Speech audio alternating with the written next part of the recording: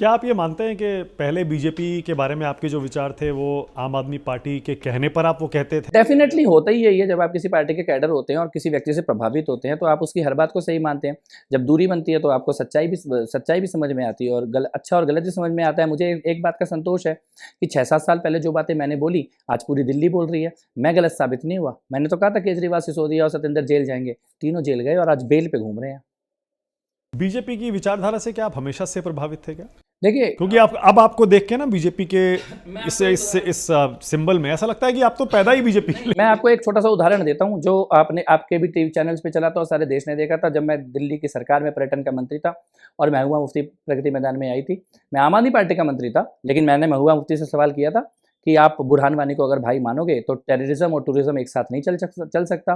ये मैंने आम आदमी पार्टी में रहते हुए ये स्टैंड लिया था। श्रीनगर में एनआईटी के बच्चों को तिरंगा लेके, मैं आम आदमी पार्टी की सरकार में रहते हुए भी तिरंगा लेके एनआईटी श्रीनगर गया था। तो मैं फिर आपसे कह रहा हूँ, कपिल मिश्रा नहीं बदला है, बदला अरविंद केजरीवाल है, जो आप भारत माता की जय के नारे लगाते हुए आते थे और आज आप कन्हैया कुमार जैसों के लोगों के लिए वोट मांग रहे थे इस लोकसभा के चुनाव में। दिल्ली ने बिल्कुल पूरी तरह से बदलता हुआ केजरीवाल देखा है और उसी का आक्रोश आज दिल्ली की सड़कों पे दिखाई दे रहा है। बीजेपी में आने को घर वापसी मानते हैं आप?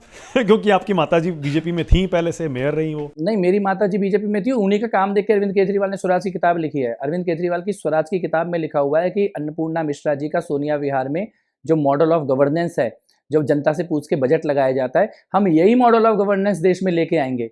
तो अरविंद केजरीवाल की ने अपनी किताब में खुद लिखा कि जो डिसेंट्रलाइजेशन ऑफ पावर है उसका इंप्लीमेंटेशन कपिल मिश्रा की माताजी अन्नपूर्णा मिश्रा बीजेपी का पार्षद रहते हुए अपने वार्ड में कर रही थी। उन्होंने उस वक्त परिवर्तन में डॉक्यूमेंट्री भी बनवाई कि अन्नपूर्णा मिश्रा जी कैसा काम करती हैं। मनीष सिसोदिया और केजरीवाल ने जो शुरुआत करी, वो शुरुआत मेरी माताजी के काम को देखकर ही करी है। उसकी डॉक्यूमेंट्री वो देश में जगह जगह जाके दिखाते थे कि देश में ऐसे भी निगम पार्षद है जो जनता से पूछ के फंड लगाते हैं। तो इसीलिए मैं कह रहा हूँ कि यहाँ पे बदला कौन, यहाँ पे किसको किससे सीखना था। कई चीजें, तथ्य ऐसे हैं ना मानक जी, जो मीडिया के सामने आते नहीं है, हमें आने चाहिए और पूरी तरह से आने। नहीं, इसीलिए मैं आपसे बात कर रहा हूँ और इसीलिए मैं इस बारे में बात कर रहा हूँ। तो बीजेपी में फिर जब आप आए थे तो क्या माताजी ने उसको फैसिलिटेट किया था क्या? नहीं, आवश्यकता नहीं है। माताजी ने देखो मेरे को कभी बांधा नहीं। अच्छा, ऑटोमेटिकली हो गया था आपका बीजेपी में आना? नहीं, इतना ऑटोमेटिकली भी नहीं हुआ। मैं 2.5 साल आम आदमी पार्टी में रहते हुए, अंदर रहते हुए लड़ाई लड़ी है। ऐसा नहीं है कि मैंने कोई अचानक से पार्टी बदली है। मैंने पहले आम आदमी पार्टी के अंदर बोला कि चंदे की ट्रांसपेरेंसी होनी चाहिए, विदेशी दौरों का सच सामने आना चाहिए। इसके ऊपर लड़ाई लड़ी, कार्यकर्ताओं के बीच में भी गया। 2.5 साल मैंने पार्टी नहीं छोड़ी है। लेकिन जब आपको ये बात समझ में आ जाती है कि यहाँ पे बदलाव की गुंजाइश ही नहीं है, एक आदमी ने पूरे आंदोलन को और पार्टी को हाईजैक कर लिया है 4-5 लोगों के गैंग ने, और आज तो वो गैंग स्वाति मालीवाल को भी मार रहा है। स्वाति मालीवाल की जिस तरह से उन लोगों ने, मुख्यमंत्री के घर में जो स्वाति मालीवाल जी के साथ हुआ, उसकी कल्पना कोई कर सकता था क्या आज से 10 साल पहले? तो उसके बाद आपके पास, और आप दूसरी तरफ आप देख रहे हैं कि जिन मुद्दों पे आप लड़ना चाहते थे, भ्रष्टाचार खत्म करना, आज केंद्र सरकार से पैसा निकलता है, अगर खाते में 6,000 रुपया जाना है तो लाखों किसानों के खाते में 6,000 रुपया, 1 रुपया का इधर से उधर लीकेज हुए बगैर सीधा खाते में जा रहा है। तो भ्रष्टाचार से कौन लड़ रहा है? अगर हम भ्रष्टाचार से लड़ने आए थे तो प्रधानमंत्री मोदी के पीछे नहीं खड़े होंगे तो किसके पीछे खड़े होंगे? क्या चीज थी जो पीएम के बारे में देखकर आपको लगा कि नहीं, मुझसे पहले गलती हुई आम आदमी? बहुत सारी चीजें हैं। सबसे पहले तो भ्रष्टाचार के ऊपर जो कठोर उन्होंने काम किया है, ट्रांसपेरेंसी लेके आए हैं, आखिरी व्यक्ति तक समाज के जो अपनी योजनाओं को पहुंचाने का उन्होंने काम किया। मैं नहीं बोल रहा, पूरी दुनिया बोल रही है कि ये भारत ने एक role model of governance, digital economy के तौर पर भी और ट्रांसपेरेंसी के तौर पर भी एक स्थापित किया पूरी दुनिया के सामने। इतने विशाल देश में इस प्रकार से ट्रांसपेरेंसी के साथ योजनाओं का इंप्लीमेंटेशन की कोई कल्पना भी नहीं कर सकता होता, और भारत के अलावा दुनिया में आज भी विकसित से विकसित देश में नहीं होता जो भारत में मोदी जी के नेतृत्व में हो रहा है। बदलती हुई इकोनॉमी, भारत का स्वाभिमान, ये सब देख के लगता है। और इस एक बात मैं जरूर ऑन रिकॉर्ड कहना चाहता हूँ मानक जी, की कितना विशाल हृदय होगा उस व्यक्ति का। राजनीति में लोगों के दिल बहुत छोटे होते हैं, बहुत छोटे होते हैं लोगों के दिल, लेकिन लोग माफ नहीं करते। आज भी वीडियो वायरल होते हैं आपके वो। लेकिन आप ये सोचिए, मैं ये बात मानता हूं और मैं कह सकता हूं कि शायद भारत की राजनीति के इतिहास में इतने विशाल हृदय का कोई नेता कभी आया नहीं होगा कि उन्होंने केवल माफ नहीं किया, उन्होंने केवल ऐसा नहीं है कि माफ किया कि चलो माफ कर दिया, सस्नेह स्वीकार किया है और सम्मान दिया।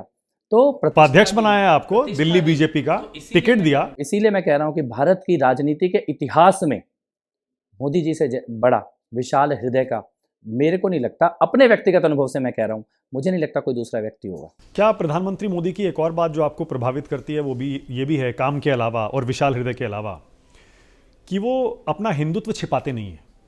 नहीं, छुपाना भी नहीं, टीका भी लगाएंगे, राम मंदिर देख वहां भी जाएंगे और सब कुछ करते हैं और टोपी नहीं पहनते। अल्टीमेटली भारत क्या है? भारत भारत की पहचान क्या है? भारत की जो सनातन संस्कृति है, यही भारत की पहचान है।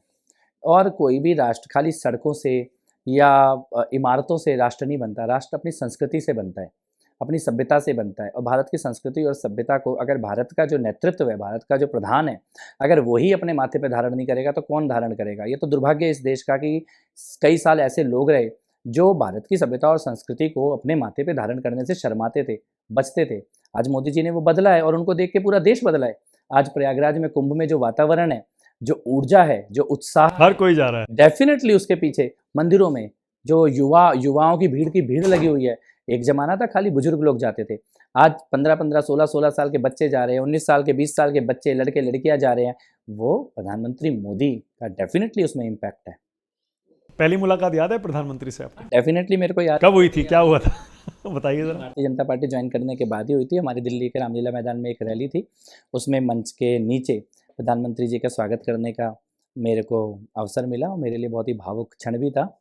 और मेरे अंदर एक कैसे हो कपिल, ऐसे कहा होगा। ऐसा कहा और मेरे अंदर ये भी था कि मैं क्या ही बोलूँगा, क्योंकि ग्लानि भी थी, कि विरोध करता था पहले। ग्लानि भी थी। लेकिन उन्होंने जितने अपनेपन के साथ पहली बार मिले, ऐसा लगा ही नहीं कि पहली बार मैं मिला हूँ उनसे।